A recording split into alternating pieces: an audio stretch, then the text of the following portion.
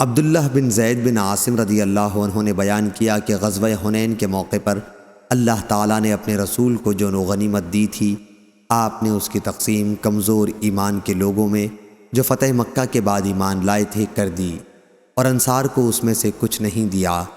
اس کا انہیں کچھ ملال ہوا کہ وہ مال جو آن حضرت صلی اللہ علیہ وسلم نے دوسروں کو دیا انہیں کیوں نہیں دیا۔ آپ نے اس کے بعد انہیں خطاب کیا اور فرمایا، اے انصاریو، کیا میں نے تمہیں گمراہ نہیں پایا تھا؟ پھر تم کو میرے ذریعے اللہ تعالیٰ نے ہدایت نصیب کی، اور تم میں آپس میں دشمنی اور نا اتفاقی تھی، تو اللہ تعالیٰ نے میرے ذریعے تم میں باہم الفت پیدا کی، اور تم محتاج تھے، اللہ تعالیٰ نے میرے ذریعے غنی کیا۔ آپ کے ایک ایک جملے پر انصار کہتے جاتے تھے کہ اللہ اور اس کے رسول کے ہم سب سے زیادہ احسان مند ہیں۔ حضور صلی اللہ علیہ وسلم نے فرمایا کہ میری باتوں کا جواب دینے سے تمہیں کیا چیز مانے رہی؟ بیان کیا کہ حضور صلی اللہ علیہ وسلم کے ہر اشارے پر انصار عرض کرتے جاتے کہ اللہ اور اس کے رسول کے ہم سب سے زیادہ احسان مند ہیں۔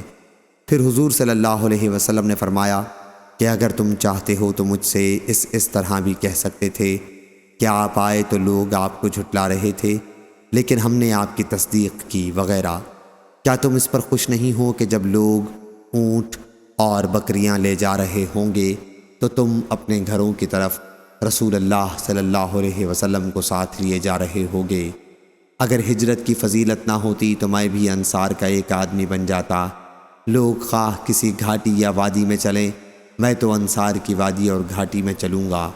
انصار اس کپڑے کی طرح ہیں، یعنی استر جو ہمیشہ جسم سے لگا رہتا ہے، اور دوسرے لوگ اوپر کے کپڑے کی طرح ہیں، یعنی ابرا۔ تم لوگ انصار دیکھو گے کہ میرے بعد تم پر دوسروں کو ترجیح دی جائے گی۔